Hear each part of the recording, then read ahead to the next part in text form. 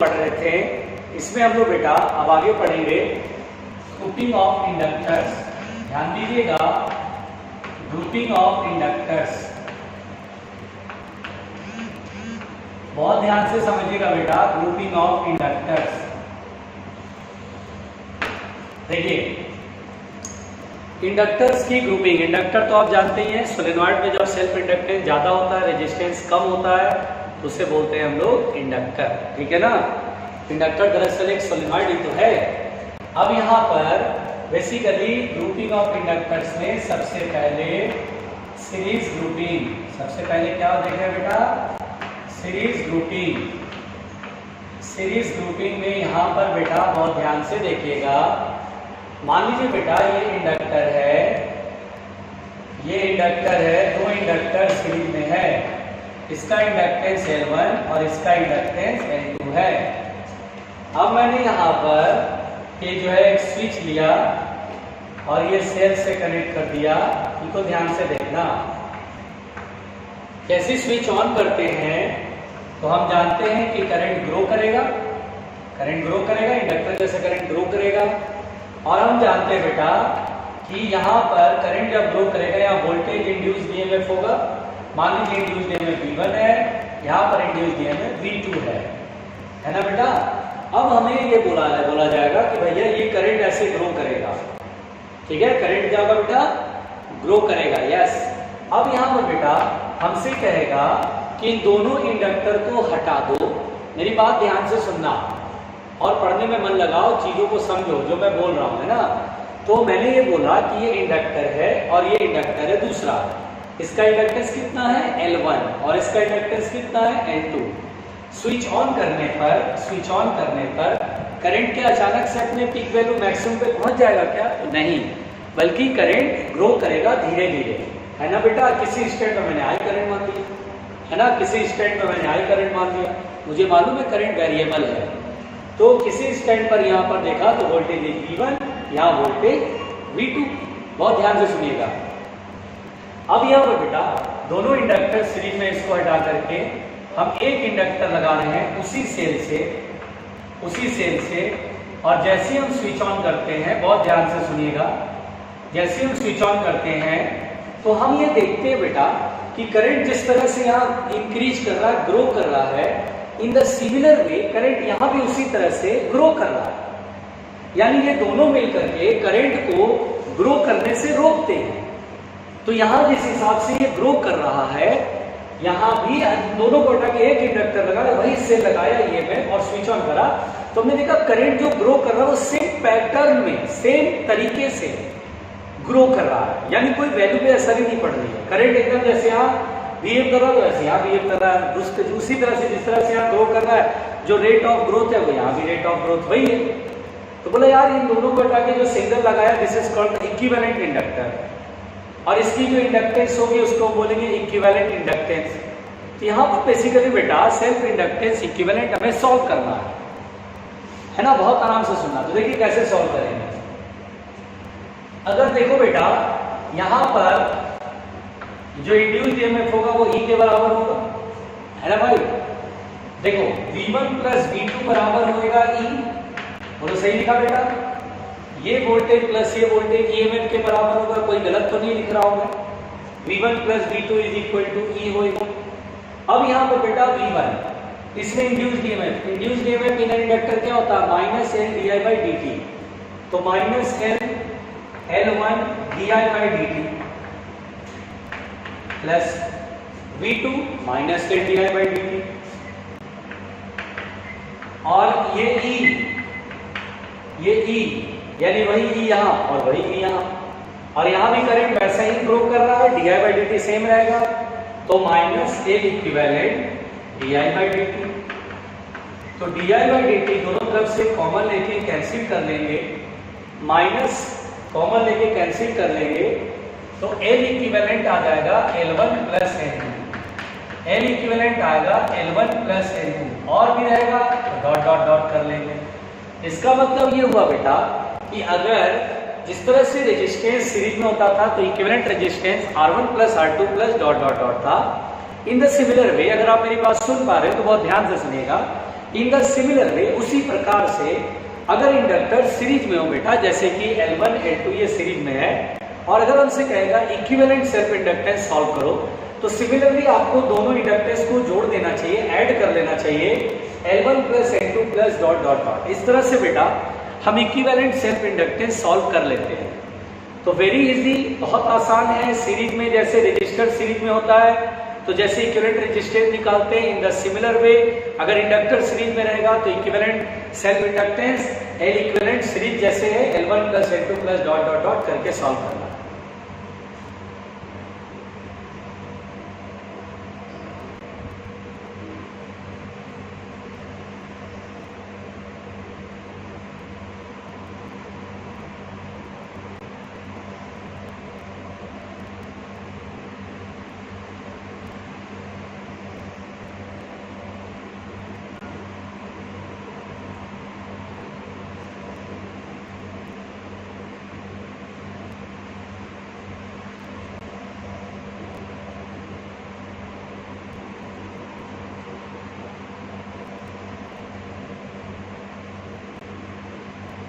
जल्दी जल्दी बेटा,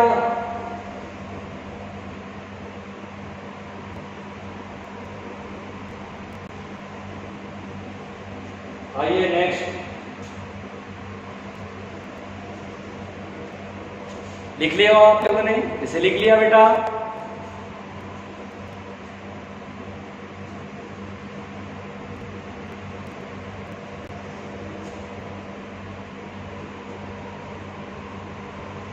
जल्दी चलिए, बता रहा हूं। अब मैं बात करेंगे, हम लोग बात करेंगे सेकेंड पैरेलल ग्रुपिंग। क्या करेंगे बेटा? पैरेलल ग्रुपिंग, पैरेलल ग्रुपिंग है ना बेटा। अब जैसे देखिए यहां पर इंडक्टर यहां लगेगा और यहां लगेगा, बिल्कुल ध्यान से देखना। ऐसे ये L1 और ये L2, यहां से करंट जो फ्लो होगा वो यहां पर आने के बाद दो पार्ट में डिवाइड होगा। यहां होगा I1, यहां होगा I2। I1 और I2 ऐसे फ्लो करके ऐसे, यहां से ऐसे। अब बेटा मुझे L इक्विवेलेंट सॉल्व करना है। अब मुझे L इक्विवेलेंट सॉल्व करना है। यहां पर बेटा बहुत सिंपल है, जब हम स्विच ऑन करते हैं यहां से करंट सप्लाई होगा और ये करंट दो पार्ट में डिवाइड होगा। यहां पर करंट ग्रो करेगा अपने तरीके से, यहां करंट ग्रो करेगा अपने तरीके से, और अब इन दोनों को हटा के एक सिंगल इंडक्टर लगाया तो सेल से जो करंट सप्लाई हो रहा है वो जो ग्रोथ इस I का है वही ग्रोथ उसी तरह का यहां भी मिल रहा है। इस ये जो सेल से जो करंट सप्लाई हो रहा है बेटा वो I है, और I जिस हिसाब से ग्रो कर रहा है यहां भी वैसा ही ग्रो कर रहा है। तो सेल बोलेगा यार जिस तरह से यह करंट मेरा ग्रोथ कर रहा था उसी तरह यहां भी करंट ग्रोथ कर रहा है। तो इन दोनों को हटा के जो सिंगल लगाया इसको बोलेंगे इक्विवेलेंट इंडक्टर, और इसका इक्विवेलेंट इंडक्टेंस सॉल्व करना है। तो वेरी इजी बेटा, देखिए I इक्वल टू होगा I1 प्लस I2। क्या I बराबर होगा I1 प्लस I2? क्योंकि करंट तो ग्रो कर रहा है, तो DI डिफरेंशिएट कर लीजिए टाइम के रिस्पेक्ट में। DI by dt equal to DI1 upon dt plus DI2 by dt। यहां तक ठीक है बेटा, है ना? अब आप लोग एक काम करिए बेटा, हम लोग जानते हैं, वी नो कि यहां जितना इंड्यूस्ड ईएमएफ होगा उतना ही इंड्यूस्ड ईएमएफ यहां भी होगा, पैरेलल में सेम रहता है कहानी, है ना? वही चीज यहां भी होगा। क्या हम जानते हैं E बराबर होता है minus L D I by D T? मन में सोचिए, क्योंकि E बराबर होगा minus L D I by D T, तो D I by D T बराबर क्या होगा? माइनस ई बाई एल, है ना बेटा? D I by D T करेंगे तो माइनस ई बाई एल, तो यहाँ लिखेंगे D I by D T minus E by L equivalent, D I one by D T तो minus E upon L one minus E upon L two. E से E cancel और negative common लेके cancel out, तो यहाँ पर 1 upon L equivalent हो जाता है बेटा 1 upon L one plus 1 upon L to, और भी रहेगा तो डॉट डॉट डॉट कर लेंगे तो we have the L equivalent. तो जिस तरह से जब दो रजिस्टर पैरेलल में होता बेटा तो पैरेलल ग्रुपिंग ऑफ रेजिस्टर में जिस तरह से 1/R equivalent equal to 1/R1 plus 1/R2 इस तरह सॉल्व करते हैं, सिमिलरली यहाँ भी।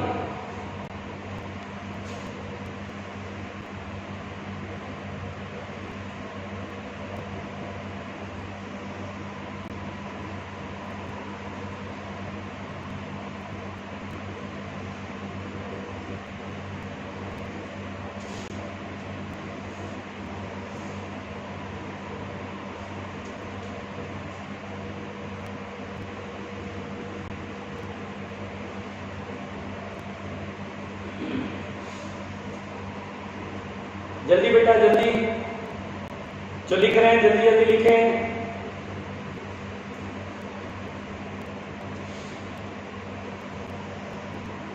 जो लिख रहे हैं जल्दी जल्दी लिखें प्लीज।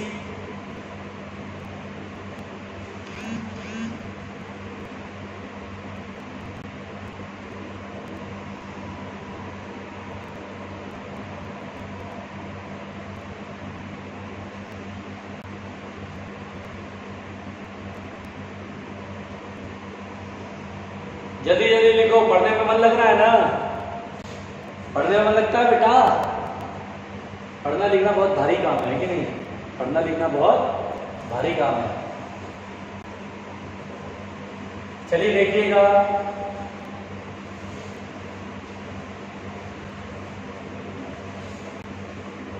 अब देखिए, अब यहां पर बेटा बहुत ध्यान से सुनिएगा, हम लोग अब पढ़ने जा रहे हैं म्यूचुअल इंडक्शन, है ना बेटा? हम लोग क्या पढ़ने जा रहे हैं बेटा? Mutual induction.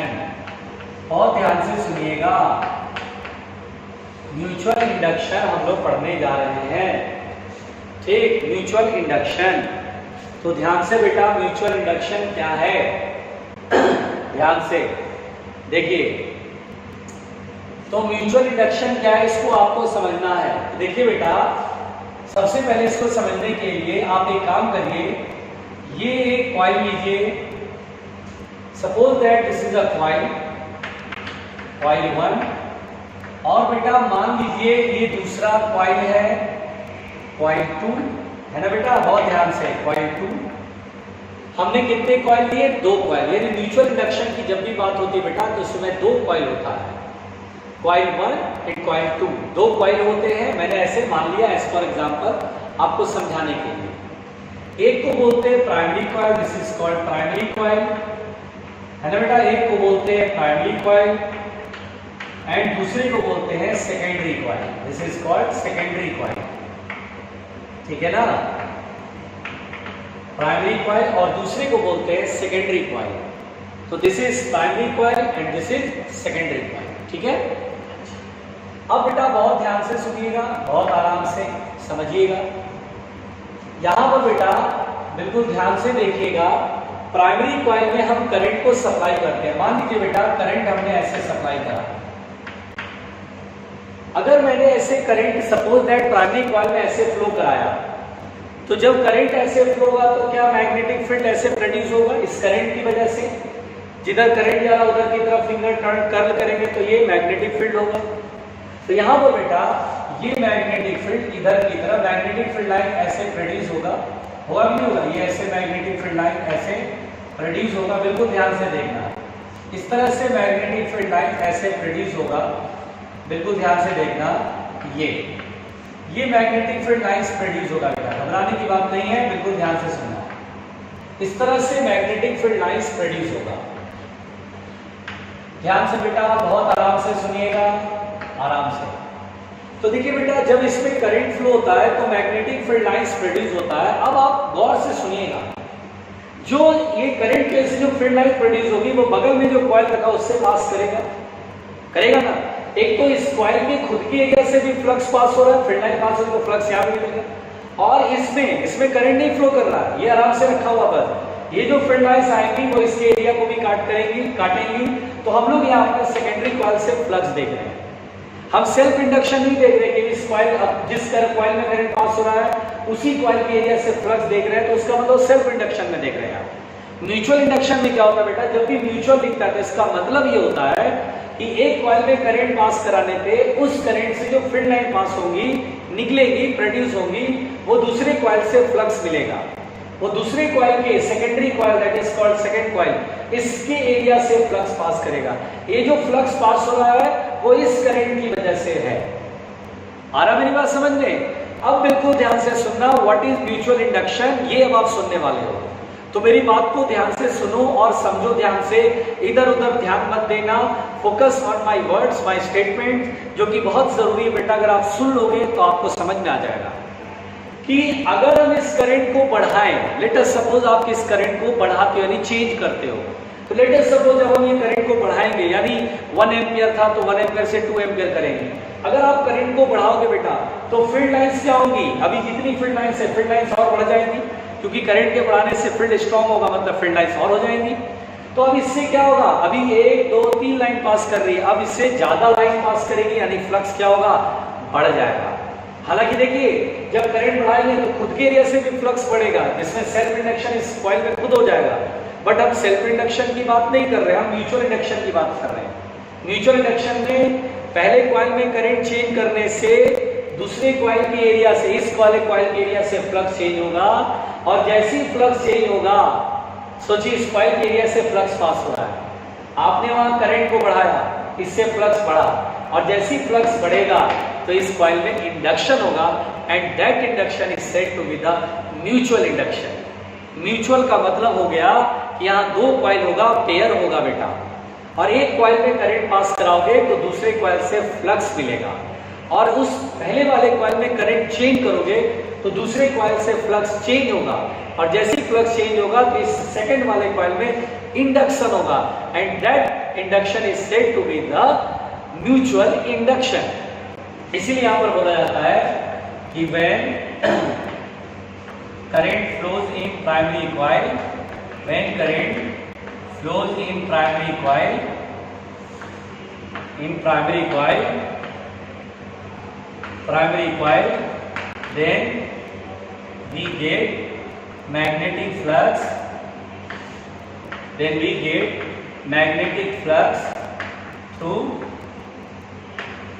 through secondary coil, है ना बेटा? If current in primary coil be change, if current in primary coil भी चेंज, यानी प्राइमरी कॉइल में करंट को आपने चेंज करा, भी change, then induction takes place in the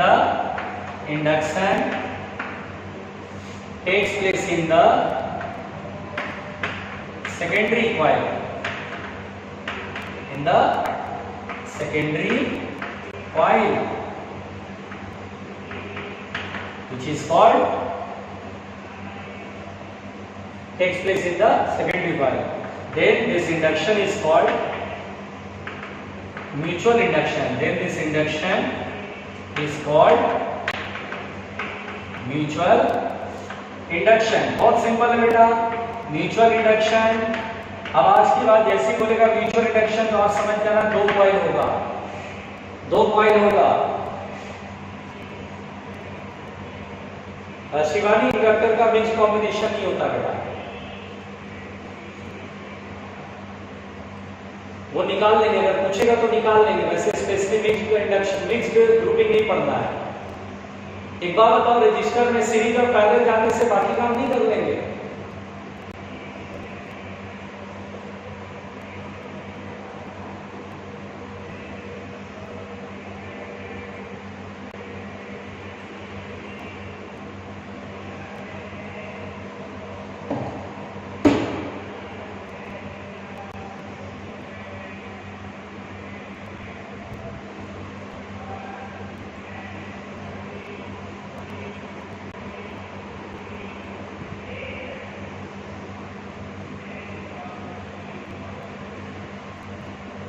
गरिमा थोड़ा रुक जाओ बेटा, बता रहा हूं।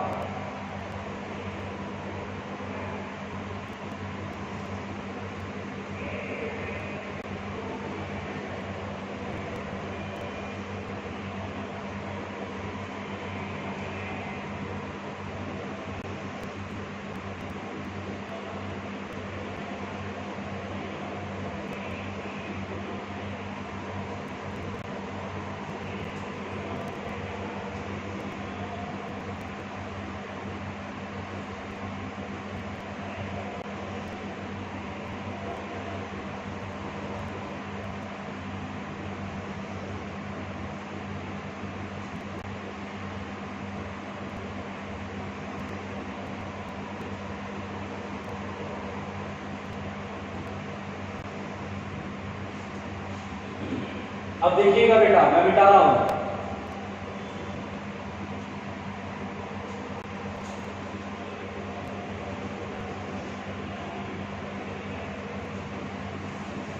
देखिए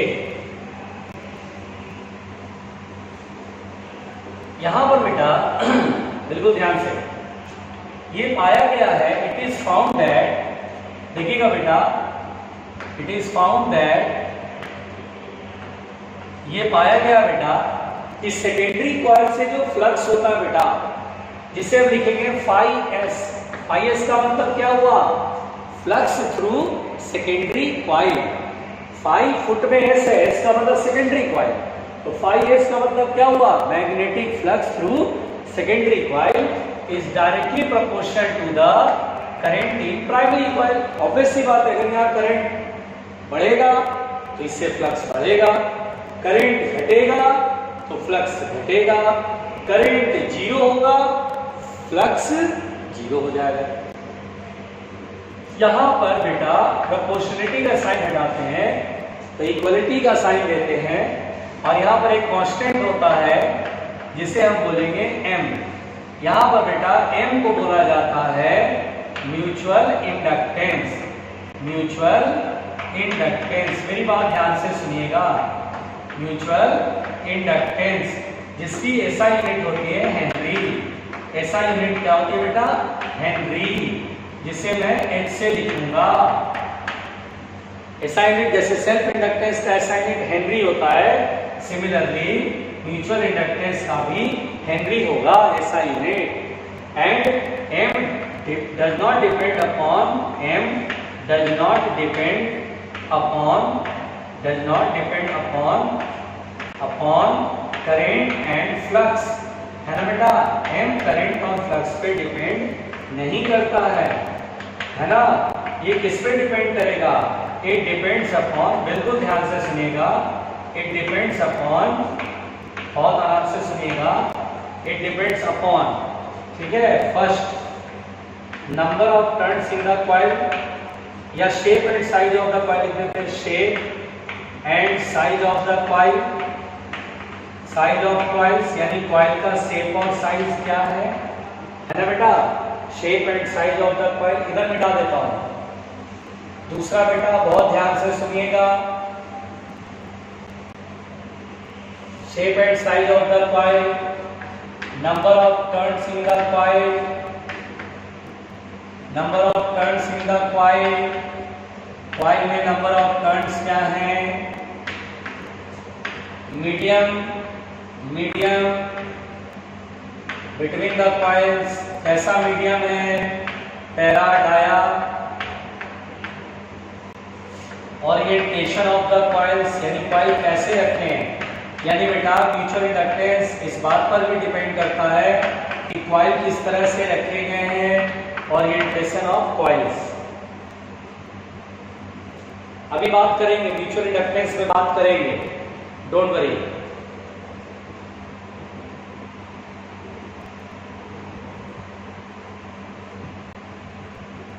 आप लोग इसे जल्दी जल्दी लिख लीजिए प्लीज, आप लोग इसे जल्दी जल्दी लिख लीजिए।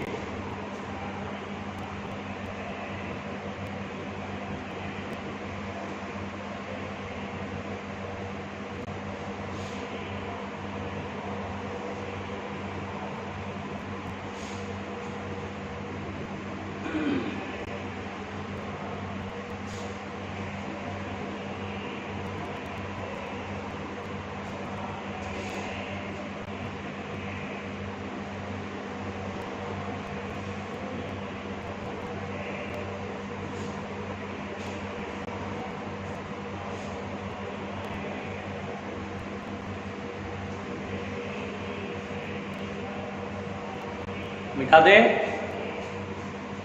चलिए देखिएगा बेटा, बहुत ध्यान से, घबराने का नहीं। देखिए मिटा रहा हूं बेटा, ठीक है?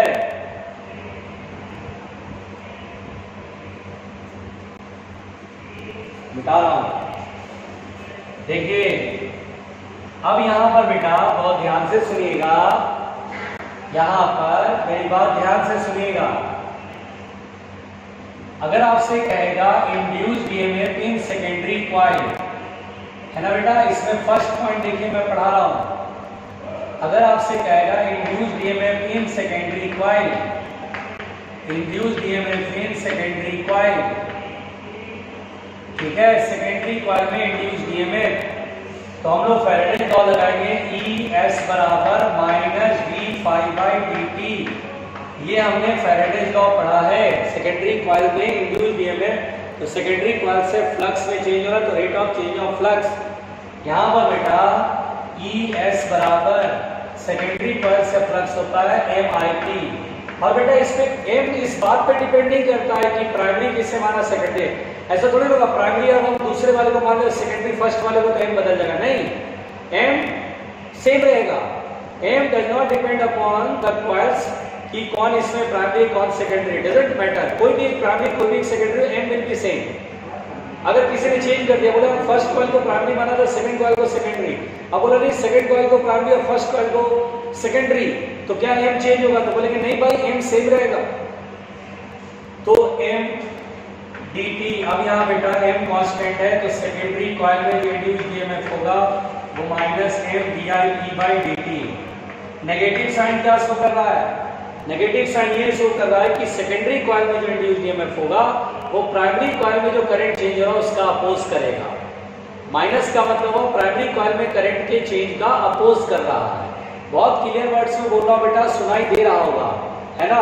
हाँ, अगर आपका पूरा ध्यान मेरी बातों पर होगा तो कान काम करेंगे, आपके ईयर से काम होगा, आपको सुनाई देगा। लेकिन अगर आपका ध्यान कहीं और है तो कान पे वो आवाज गिरेगा लेकिन दिमाग में नहीं जा पाएगा। तो ये बहुत जरूरी बात है कि जो मैं बोल रहा हूं उसको आपको ध्यान से सुनना पड़ेगा।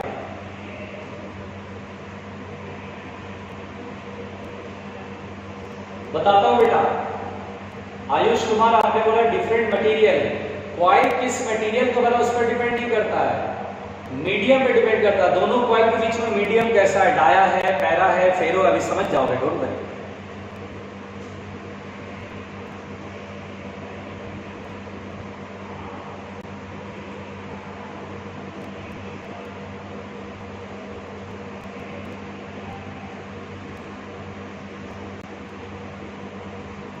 देखिए दूसरी बात बेटा, बहुत ध्यान से सुनिएगा।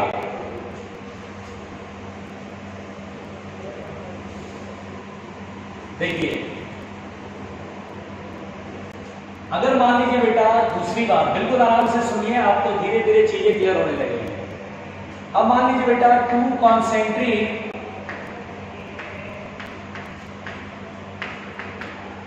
कॉन्सेंट्रिक सर्कुलर लूप्स है। अब मान लीजिए दो कॉन्सेंट्रिक सर्कुलर लूप्स मिल जाए, जैसे मान लीजिए बेटा ये एक सर्कुलर लूप है और इसका सेंटर ये और दूसरा ये है, दो कॉन्सेंट्रिक सर्कुलर लूप है, बहुत ध्यान से देखिएगा। दो कॉन्सेंट्रिक सर्कुलर लूप है, इसका रेडियस मान लीजिए r1 है, इसका रेडियस r2 है, दोनों कोप्लेनर है सेम प्लेन में बेटा। इसका नंबर ऑफ टर्न इसमें मान लीजिए n2, इसमें नंबर ऑफ टर्न n1 है। अब यहां पर बेटा r2 is very very greater then r1 है। अब मुझसे कहा कि भैया चलो, अब मुझसे कहा कि चलो भाई म्यूचुअल इंडक्टेंस सॉल्व करो, m की वैल्यू सॉल्व करो, दो कॉइल है, एक प्राइमरी और एक सेकेंडरी मान लो और म्यूचुअल इंडक्टेंस सॉल्व करो। तो ऐसा क्वेश्चन अगर आता है तो हम म्यूचुअल इंडक्टेंस कैसे सॉल्व करेंगे ये देखो आपको सीखने को मिलेगा। हम इसमें प्राइमरी किसे माने, हम इसे प्राइमरी इस वाले सिचुएशन में सबसे पहले ये हम लोग को डिसाइड करना होता है। हमारे क्वेश्चन में नहीं होगा बेटा कि बेटा इसे प्राइमरी मानना, ऐसे थोड़ी ना लिख के आएगा कि देखो बेटा इसे यहाँ पर प्राइमरी मानना, ऐसे थोड़ी ना आएगा। वो तो बोलेगा to concentric circular coils, radius r1 r2 is very very greater then r1, बात खत्म। बोला फाइंड द म्यूचुअल इंडक्टेंस। अब बेटा म्यूचुअल इंडक्टेंस सॉल्व करना में इस सिचुएशन में and how to solve this type of question, ये मैं बताने जा रहा हूं। अगर ये क्वेश्चन आएगा तो आप अगर ठीक से पढ़े होंगे, डेली लेक्चर रिवाइज कर रहे होंगे तो आपको फिर ये समझ में आएगा और बनने लगेगा। अब यहाँ पर सवाल उठता है कि भैया सर कैसे सॉल्व करें म्यूचुअल इंडक्टेंस। तो चलिए भाई ध्यान से सुनिए, म्यूचुअल इंडक्टेंस कैसे सॉल्व करेंगे। इसके लिए बेटा करेंगे क्या, बहुत ध्यान से सुनना, करेंगे क्या, बहुत ध्यान से सुनना। पहले ये डिसाइड करेंगे कि प्राइमरी किसे माना। इसमें प्राइमरी मैं किसे मान लूँ, तो किसी को भी तो प्राइमरी मानना पड़ेगा ना। अगर किसी का सर प्राइमरी इसे मान ले, चलो भाई प्राइमरी करंट, ये प्राइमरी कॉइल, इसमें प्राइमरी करंट पास कराएंगे। अब सवाल जो कंसेप्ट था म्यूचुअल इंडक्शन का वो आपको याद होगा, जब भी जो टॉपिक पढ़ा म्यूचुअल इंडक्शन उसमें मैंने आपको ये समझाया कि प्राइमरी कॉइल में जब आप करंट को पास कराते हैं तो फ्लक्स सेकेंडरी कॉइल से देखेंगे, इस कॉइल से फ्लक्स देखेंगे।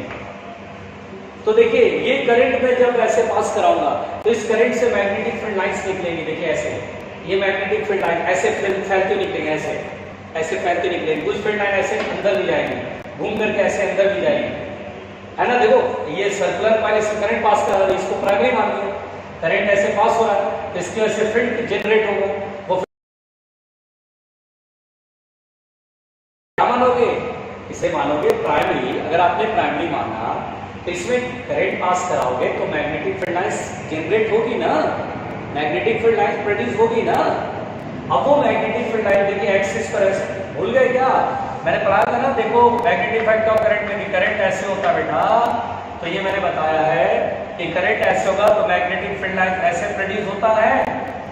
इस तरह का फील्ड लाइन खींच के दिखाया है पहले कभी। मैग्नेटिक इफेक्ट ऑफ करंट में मैंने ये समझाया हुआ है, ऐसे करके ये देखो ऐसे करके, यहाँ तो ऐसे बिल्कुल क्लोज लूप बन जाता है, यहाँ पे ऐसे क्लोज लूप बन जाता है। तो यहाँ देखो इसमें जब करंट पास कराओगे तो इस तरह का फील्ड लाइन जनरेट होगा बिल्कुल होगा, है ना। ऐसे है तो करंट ऐसे, फील्ड ऐसे, ये फील्ड ऐसे, ये फील्ड ऐसे, ये फील्ड ऐसे, और कुछ फील्ड ऐसे घूम के इसमें आ जाएगा। इसकी एरिया को कुछ फील्ड लाइन काटेगा ना, काटेगा। इसका ये बड़ा वाला जो कॉइल इसे क्या मानेंगे, सेकेंडरी। तो पूरा एरिया है बेटा सेकेंडरी कॉइल का पूरा एरिया है। तो यहाँ पर भी फील्ड लाइन पास करेगी, यहाँ भी फील्ड लाइन पास करेगी, यहाँ भी पास करेगी, यहाँ भी पास करेगी, यहाँ भी पास करेगी। और इतने एरिया में ये भी तो एरिया शामिल है, यहाँ पे फील्ड हर जगह मिलेगा। तो इतनी एरिया से फ्लक्स तो मिल रहा है, लेकिन वो फ्लक्स कैलकुलेट नहीं कर पाएंगे। क्यों नहीं कर पाएंगे वो फ्लक्स कैलकुलेट, क्योंकि मुझे नहीं पता है इस कॉइल का से यहाँ कितना फील्ड होगा। हमने पढ़ा था किसी कॉइल में करंट पास कराते हो तो सेंटर पे मैग्नेटिक फील्ड पढ़ा था, एक्सिस के किसी पॉइंट पर मैग्नेटिक फील्ड पढ़ा था। क्या मैंने अभी तक इस पॉइंट पर मैग्नेटिक फील्ड नहीं, कभी नहीं पढ़ा। ये सर्कुलर रूप में सेंटर पर मैग्नेटिक फील्ड, एक्सिस के किसी पॉइंट पर मैग्नेटिक फील्ड पढ़ते हैं। इस पॉइंट पर कितना मैग्नेटिक फील्ड हम नहीं कैलकुलेट कर सकते हैं। तो हमें ये पता चल गया है कि हर पॉइंट पर जो फील्ड है, लेकिन सेकेंडरी कॉइल से फ्लक्स निकालना आसान नहीं है। पहले जो मैंने बोला वो समझ में आया, जल्दी बताओ।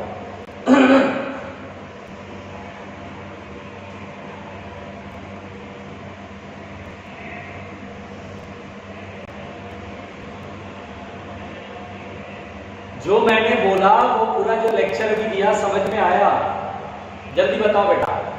सुनाई दिया, समझ में आया क्या मैंने बोला,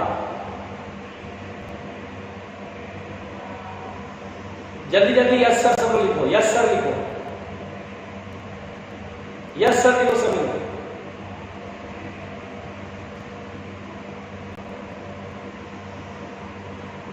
जल्दी जल्दी।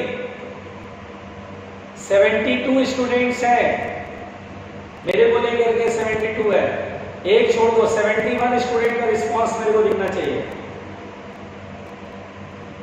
आदित्य आज बता रहा हूं, पहले जो बोला वो पूछ रहा हूं कि जो बोला वो समझ में आया कि नहीं आया। यस सर लिखना है। 72 स्टूडेंट, 71 स्टूडेंट का रिस्पांस मेरे को चाहिए, वरना मैं बाहर कर दूंगा, आउट कर दूंगा। आप चला नहीं पाएंगे अपने मोबाइल या लैपटॉप पे ये लेक्चर, मैं आउट कर दूंगा आपको अभी के अभी।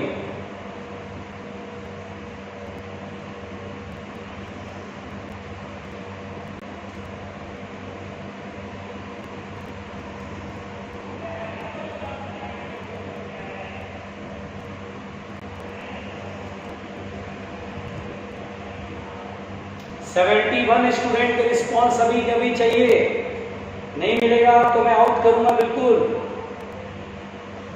मैं काउंट कर रहा हूं ये, हाँ अभी भी बहुत, अभी तो 20-30% स्टूडेंट ने रिप्लाई करा है। बाकी लोग लगता है कि मतलब लॉगिन करके चल देते हैं कि भाई ठीक है हो गया, दिख तो रहा है ना सर को यहाँ लॉगिन हो गया, बाकी चले गए सोने, नाश्ता करने चले गए, बाहर थोड़ा बाहर जगह झांकने चले गए, है ना। देखो अभी देखो मैं बताऊं कौन नाम लूं जी, जो जो लोगों ने रिस्पांस नहीं करा। देखिए मेरे पास सामने बिल्कुल नाम दिख रहा है, ये स्टूडेंट सब रिस्पांस कर रहे हैं और नहीं करने वाले रिस्पांस के नाम मैं लेने वाला हूं।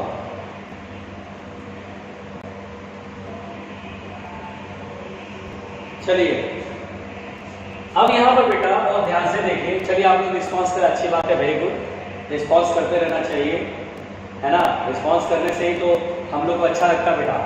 अब देखिए सबसे पहली बात तो छोटे वाले कॉइल को प्राइमरी मानना अच्छा डील नहीं है, इसलिए क्योंकि फ्लक्स निकालना थोड़ा प्रॉब्लम हो जाएगा। अब देखिए बेटा यहाँ पर ये जो है बड़े वाले कॉइल को प्राइमरी मानिए। अब बड़े वाले कॉइल को प्राइमरी माना, बड़े वाले कॉइल को प्राइमरी मानने से फायदा ये होगा, अच्छा ये ध्यान दीजिए बेटा R1 बहुत छोटा है, बहुत छोटा है, बिल्कुल छोटा सा, मतलब ऐसा समझिए ये बड़ा सा कॉइल और ये बिल्कुल छुटकू सा ऐसे ऐसे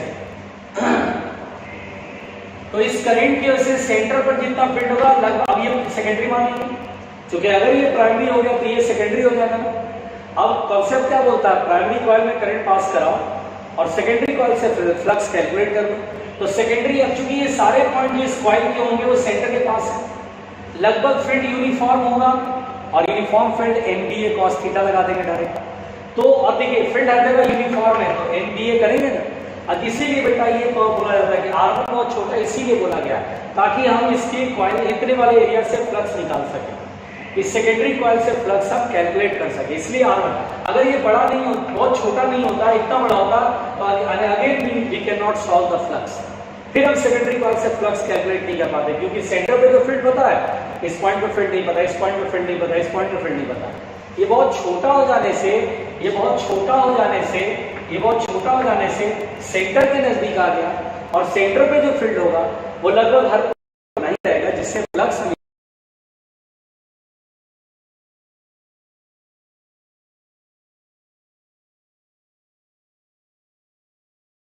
R1 is very less than R2 and R2 is very greater than R1। तो देखिए बेटा ये प्राइमरी कॉइल है, सेंटर पर पहले मैग्नेटिक फील्ड निकालिए।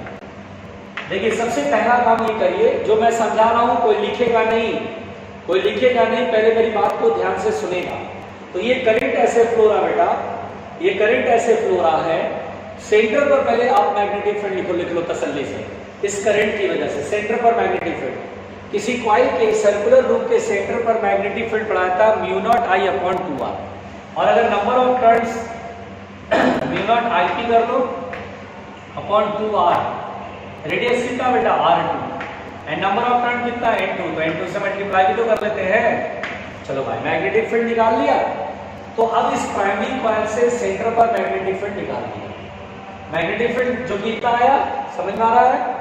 अब ये जो फील्ड होगा हर जगह समझेंगे फील्ड यूनिफॉर्म है, क्या समझेंगे फील्ड यूनिफॉर्म है, अगर फील्ड यूनिफॉर्म है तो इतने एरिया से जो फ्लक्स होगा सो हम बोलेंगे magnetic flux through secondary coil, magnetic flux through secondary coil. तो क्या होगा बेटा सेकेंडरी कॉइल से फ्लक्स क्या करेंगे, तो इतने से एरिया सेम है मतलब फील्ड यूनिफॉर्म है और फाई बराबर NBA कर देंगे क्योंकि cos 0 डिग्री बाहर, मैग्नेटिक फील्ड भी बाहर, एरिया वेक्टर भी बाहर, तो फाई S बराबर होगा NBA, नंबर ऑफ टर्न्स से IP कैंसिल आउट, तो we have mutual inductance μ0 N1 N2 pi R1 square upon 2R2, लो जी हो गया जी म्यूचुअल इंडक्टेंस। अब अगर यहाँ मीडियम कोई और होता तो μ0 की जगह क्या आ जाता म्यू, अगर मैं यहाँ मीडियम एयर ना लेकर के डायमैग्नेटिक भर दूं या फिर पैरा भर दूं या फेरो भर दूं तो हर मीडियम की अपनी एक मैग्नेटिक परमिएबिलिटी होती है, इसलिए बोला कि म्यूचुअल इंडक्टेंस मीडियम पर डिपेंड करता है कि दोनों कॉइल के अंदर कौन सा मीडियम है। दोनों कॉइल में नंबर ऑफ टर्न्स पे डिपेंड करता है, N1 N2 है। दोनों कॉइल का शेप और साइज देखिए सर्कुलर शेप है और साइज मतलब रेडियस है, इसलिए mutual inductance does not depend upon current, current पर नहीं, फ्लक्स पर नहीं, it depend upon the medium between the two coil, दोनों कॉइल के बीच में मीडियम कैसा बना है ना। अगर मैं एयर के बजाय पानी ले लूँ, फेरो ले लूँ, कुछ और ले लूँ, तो म्यू नॉट नहीं, फिर म्यू हो जाएगा, तो म्यूचुअल इंडक्टेंस चेंज हो जाएगा। नंबर ऑफ टर्न्स पे डिपेंड करता है, शेप एंड साइज पे डिपेंड करता है।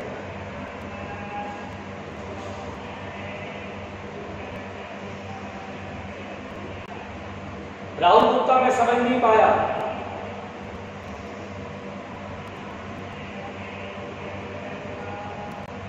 आप क्या कहना चाह रहे हैं राहुल गुप्ता?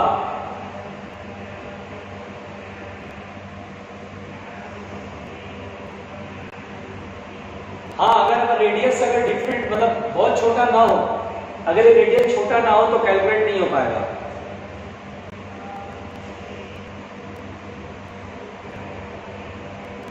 ये देखिए, अब मैं एक होनहार छात्र, इस धरती के सबसे विद्वान इंसान का नाम लेने वाला हूं। मैं इस धरती का सबसे विद्वान इंसान, अगर आपसे कोई पूछे इस धरती पर या इस प्लेनेट पर सबसे विद्वान इंसान कौन है, तो वो विद्वान इंसान है रोहित कुमार बघेल। ये बहुत ही विद्वान है रोहित कुमार बघेल। ये इतने होशियार हैं, इतने स्मार्ट है, इतने इंटेलिजेंट है कि इन्हें फिजिक्स पढ़ने से कोई मतलब नहीं है, क्योंकि इनको पूरी फिजिक्स आती है। ये इतने होनहार हैं और इनका नाम Guinness book of world record वाले ढूंढ रहे हैं कि Guinness book of world record में इनका नाम चढ़े कि इस धरती, इस प्लेनेट का सबसे विद्वान, होशियार एंड इंटेलिजेंट कौन है। तो मैं नाम बता रहा हूँ, गिनीज बुक वालों को अगर पता चल जाए तो ये बहुत अच्छा रहे कि उस शख्स का नाम है रोहित कुमार बघेल। और रोहित कुमार बघेल का 12वीं क्लासेस में जो आईडी है वो बता देता हूं, ताकि गिनीज बुक वाले को पता चल जाए कि he is a very very intelligent of this planet, on this planet. And उसका नाम जो आईडी है वो है 290077। ये देखिए 290077 रोहित कुमार बघेल, जो कि 11 बजे के आसपास, बिल्कुल 11 बजे के आसपास समझिए वो आए हैं, और ये चेक करने के लिए कि यहाँ पर फिजिक्स कौन पढ़ाता, कैसा पढ़ाता। और मुझे मालूम है कि मैं डर रहा हूँ, मैं कांप रहा हूँ, मैं थर-थर कांप रहा हूँ, क्योंकि इस प्लेनेट का सबसे होशियार इंसान मुझे देख रहा है। और मैं वाकई बेटा अंदर से बहुत डरा हुआ हूँ रोहित कुमार बघेल से, और मैं डरा हुआ हूँ तो मैं क्या करूँ यार, है ना। बचा लो भगवान ऐसे होशियार लोगों से।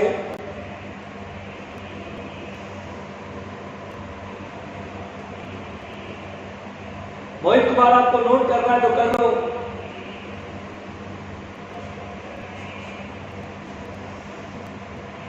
नोट नहीं करो बेटा, अगर सवाल आएगा तो कहां से देखोगे।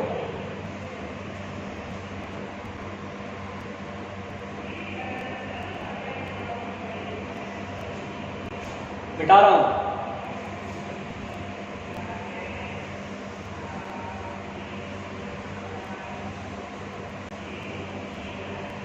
मान लीजिए बेटा क्वेश्चन ऐसे हो, देखिए ध्यान से। मान लीजिए मैंने थोड़ा सा चेंज करा, अगर ये सवाल आ गया आप कैसे बनाएंगे, बिल्कुल ध्यान से देखना। मान लीजिए 2 कॉन्सेंट्रिक रेक्टेंगुलर लूप्स, या स्क्वायर लूप ले लो, चलो स्क्वायर लूप। अब मान लीजिए 2 कॉन्सेंट्रिक स्क्वायर लूप्स है, तो क्या करेंगे बेटा, ध्यान से देखिए। तो देखिए मेरे को तो डर लग रहा है रोहित कुमार बघेल से, है ना। इतने धरती के सबसे होशियार प्राणी के सामने मैं पढ़ा रहा हूँ, मैं खुद डर रहा हूँ कि मैं करूँ क्या। बेटा आप तो बचाइएगा मुझे, अगर गलती हो जाए तो माफी पहले से ही मांग लेता हूँ रोहित कुमार बघेल से कि, है ना। देखिए माफी मांग लेना चाहिए, जो होशियार बहुत ज्यादा होते हैं उन्हें उनसे माफी मांग बुराई नहीं है। तो मैं पहली माफी मांग लेता हूँ Rohit Kumar Baghel, you are a very intelligent boy, आप एक इंटेलिजेंट ऑफ दिस प्लैनेट। देखिए एक स्क्वायर है, इसका साइड ए है, ठीक है बेटा, और इसका साइड बी है। और बेटा यहाँ पर A is very very greater than B. और मान लीजिए इसमें नंबर ऑफ करंट्स है N1, इसमें नंबर ऑफ करंट्स है N2। अब मुझसे कह रहा है म्यूचुअल इंडक्टेंस। अब आपको थोड़ा थोड़ा तो समझ में आ गया कि A is very very greater then B होगा, तभी म्यूचुअल इंडक्टेंस सॉल्व कर पाएंगे, अदरवाइज सॉल्व नहीं कर पाएंगे। ये बहुत क्लियर वर्ड्स हैं। ठीक है, होगा लेकिन हम सॉल्व नहीं कर पाएंगे। अगर यह पोटेंशियल बहुत ज्यादा छोटा ना हो, है ना, इतना बड़ा, क्या म्यूचुअल इंडक्टेंस होगा? नहीं होगा, बट हम सॉल्व नहीं कर पाएंगे, है ना। हम सॉल्व तब कर पाएंगे जब ये बहुत छोटा होगा। क्यों?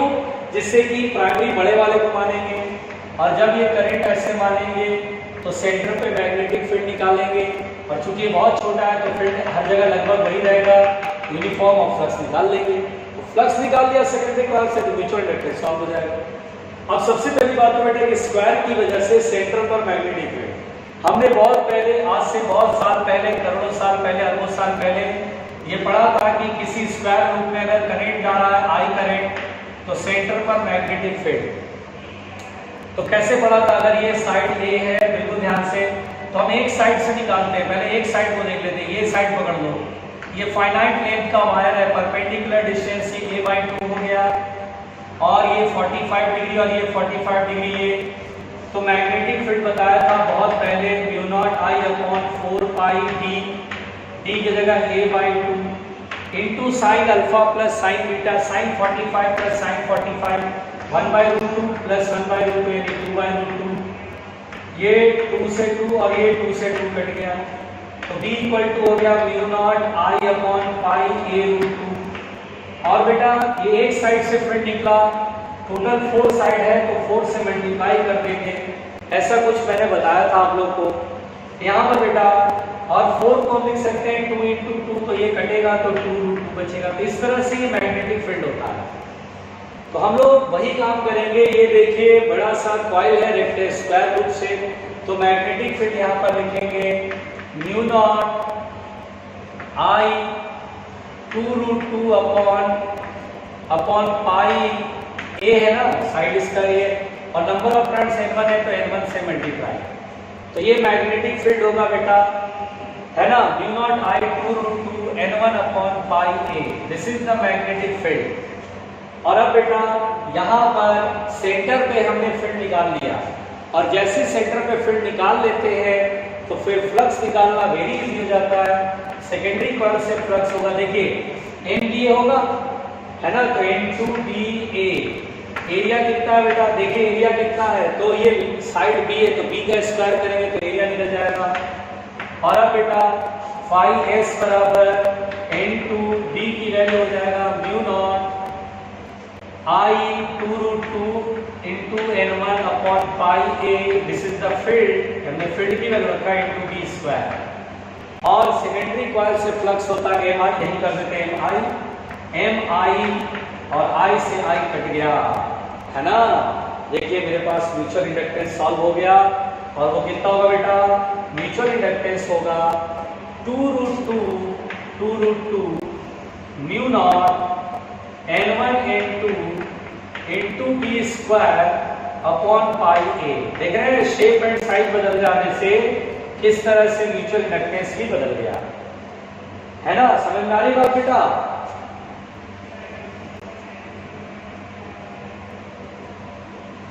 और एक भाई साहब, और एक और इस ब्रह्मांड के सबसे इंटेलिजेंट होशियार जो एक शख्स आए हैं, उनका नाम है गार्गी मितवार। गार्गी मितवार इस पूरी गैलेक्सी की इंटेलिजेंट बच्ची है, वो इस पूरी गैलेक्सी में बहुत होशियार है बेटा। ये देख लीजिए गार्गी मितवार, इनके लिए तो गिनीज बुक भी बहुत छोटा पड़ेगा, गिनीज बुक भी नहीं लिख पाएंगे इनके होशियारी को, इनकी इंटेलिजेंसी को।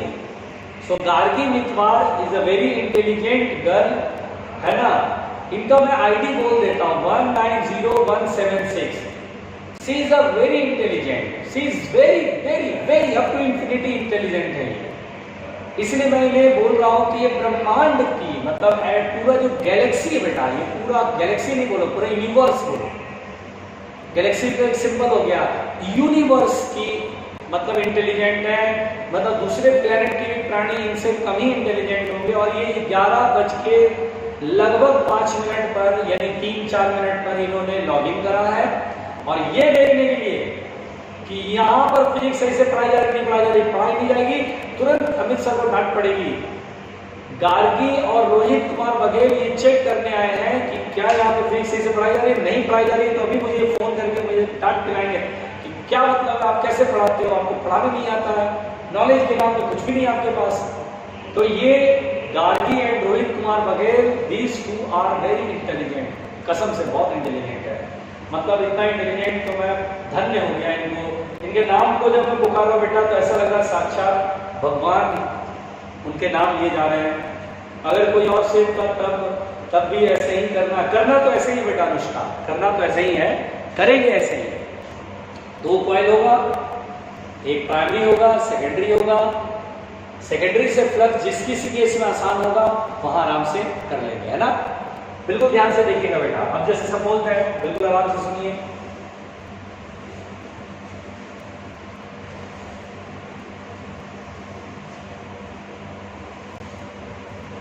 देखिए बेटा, तो यहां पर कहानी ये म्यूचुअल इंडक्टेंस की मैंने यहां तक समझाई बेटा। अब देखिए, अगर मान लीजिए मैंने आपसे कहा बेटा, let us suppose this is a solenoid, let us suppose this is a long solenoid, this is a long solenoid, ये मान लीजिए बेटा लॉन्ग सोलेनॉइड है, ठीक है। बहुत आराम से घबराते रहना आप लोग। और 2 बड़े शख्सियत हम लोग के बीच में है, उनके सम्मान को भी हमें ठेस नहीं पहुंचाना है ना। क्या क्या नाम बताया, गार्गी एंड रोहित कुमार बघेल। ये 2 लोग ऐसे हैं जो फिजिक्स में बहुत इंटेलिजेंसी है इनके अंदर। बेटा गलती हो तो माफ कर देना।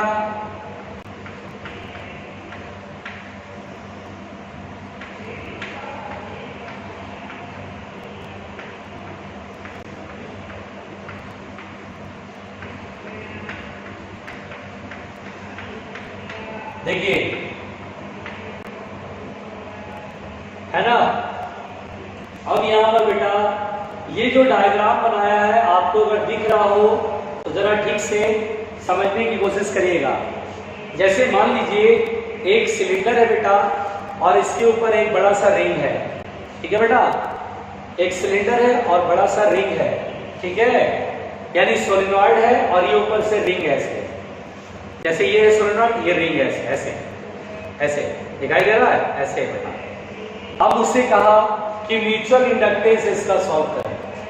मान लीजिए इसमें नंबर ऑफ टर्न्स है, मान लीजिए n स्मॉल है, number of turns per unit ले।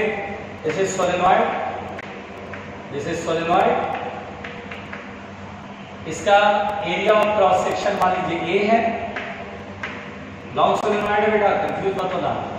Area of cross section A है, और ये रिंग है जिसका सेंटर एक्सिस पर ही लाई करेगा, सोलेनॉइड के एक्सिस पर ही लाई करेगा, जिसका रेडियस कैपिटल R है। अब मैं आपसे एक सवाल पूछना चाहता हूं, अगर आप देख पा रहे हो तो बताइएगा बेटा। मैं आपसे एक सवाल पूछ रहा हूं, जवाब देना है। बोलिए, हम किसको प्राइमरी माने, सोलेनॉइड को या रिंग को? हम किसे प्राइमरी माने जिससे कि मैं म्यूचुअल इंडक्टेंस सॉल्व कर पाऊं? आंसर आपका जल्दी चाहिए। मैं किसे प्राइमरी मानूं, मैं किसे प्राइमरी मानूं जिससे कि मैं आराम से इस पेयर का म्यूचुअल इंडक्टेंस सॉल्व कर पाऊं? जल्दी से। This is a ring, this is a ring.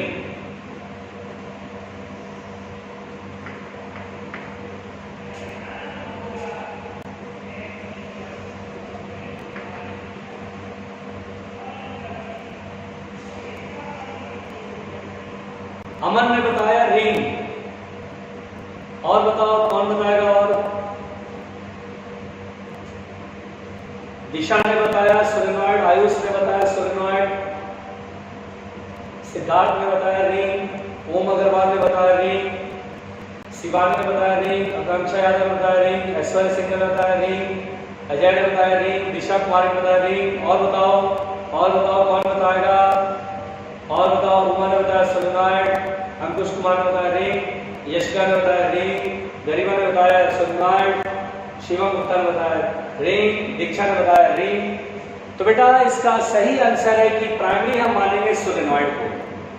Have some common sense, have some knowledge. यहाँ एक कॉमन सेंस लगाओ। हम कोशिश ये करेंगे कि जो फील्ड प्रोड्यूस हो यूनिफॉर्म फील्ड हो जाए, सेकेंडरी कॉइल के एरिया से यूनिफॉर्म फील्ड जाए, यूनिफॉर्म फील्ड पास करें। यहाँ पर बेटा बहुत ध्यान से मेरी बात सुनना, हम सोलेनॉइड को प्राइमरी कॉइल मानेंगे। अगर हम इसमें करंट पास कराएंगे, बहुत ध्यान से देखना, जब हम प्राइमरी कॉइल में करंट पास कराएंगे यानी सोलेनॉइड में करंट पास कराएंगे तो हमें यूनिफॉर्म मैग्नेटिक फील्ड मिलेगा अंदर ही अंदर, सोलेनॉइड के अंदर यूनिफॉर्म मैग्नेटिक फील्ड मिलेगा। तो यहाँ पर हम सोलेनॉइड को प्राइमरी मानेंगे, सोलेनॉइड यहाँ पर हमारा होगा प्राइमरी कॉइल, ठीक है, प्राइमरी कॉइल है ना। बिल्कुल ध्यान से देखना बेटा, सोलेनॉइड को हम मानेंगे प्राइमरी कॉइल, बहुत क्लियर सी बात है। अब हम लोग जानते हैं magnetic field due to a solenoid is mu naught n I, है ना बेटा, अंदर अभी हवा है, एयर है, वही मान के चलना है। तो मैग्नेटिक फील्ड अंदर म्यू नॉट एन आई, मैग्नेटिक फील्ड अंदर म्यू नॉट एन आई होगा। अब flux through the ring, magnetic flux through the secondary coil, magnetic flux through secondary coil, magnetic flux through secondary coil, secondary coil से magnetic flux. अच्छा बेटा, अगर ये देखिए, ये मैंने ऐसे बनाया बेटा, इसको सामने से देखें तो ऐसा लगेगा this is the ring, this is the ring, है ना बेटा, दिस इज द रिंग जिसकी रेडियस है r, जिसकी रेडियस है r, और इतने दूर में सोलेनॉइड पास हो रहा है, मैग्नेटिक फील्ड मान लीजिए अंदर की तरफ, ठीक है। ये देखिए रिंग है, सामने से देखने पर ये रिंग दिखाई देगा और ये सोलेनॉइड इसके अंदर से पास हो रहा है, रिंग का रेडियस r है और मैग्नेटिक फील्ड B है। बताइए बेटा, मैं फ्लक्स कितना लिखूं? तो क्या मैं मैग्नेटिक फ्लक्स लिखूंगा magnetic field into area bye r square, ये लिखूंगा? जल्दी बताओ, क्या ये लिख पाऊंगा? तो ये रॉन्ग हो जाएगा बेटा, गलत है, नहीं। एरिया पूरा नहीं लेंगे क्योंकि रिंग का इतने वाले एरिया से तो फील्ड पास ही नहीं हो रहा, फील्ड लाइंस है ही नहीं। जितने एरिया से फील्ड पास हो रहा उतना एरिया लेना पड़ता है। अब जैसे कोई बोलेगा कि स्क्वायर है और मैग्नेटिक फील्ड इतने पोर्शन में जा रहा है, स्क्वायर इसका साइड ए है और बोलेगा बेटा कि ये a/2 वाले पोर्शन में ही फील्ड जा रहा है, फ्लक्स थ्रू द स्क्वायर, तो क्या फाई बराबर b इंटू एरिया लिखेंगे तो a स्क्वायर लिखेंगे तो गलत हो जाएगा। हम एरिया वो लेंगे जितने से, तो ये एरिया लेंगे बेटा, लेंथ इंटू ब्रेथ, यानी b into a into a/2 लेंगे, ऐसे करके बनाते हैं। तो यहाँ पाई r स्क्वायर गलत हो जाएगा, तो रिंग का रेडियस नहीं लेंगे, उसका यूज नहीं है। क्यों नहीं है?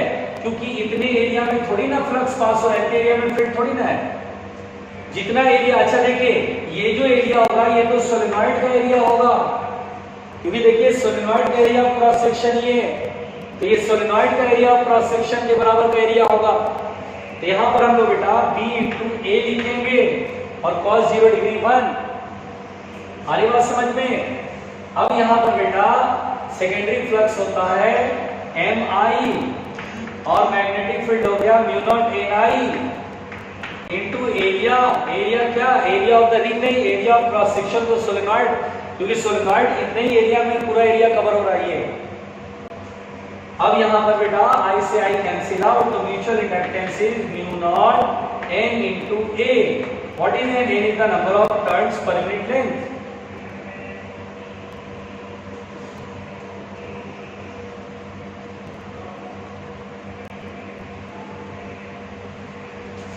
अगर मैं रिंग मानता, रिंग में करंट पास कराता, तो इस सोलेनॉइड के हर टर्न से फ्लक्स निकालना टिपिकल हो जाता।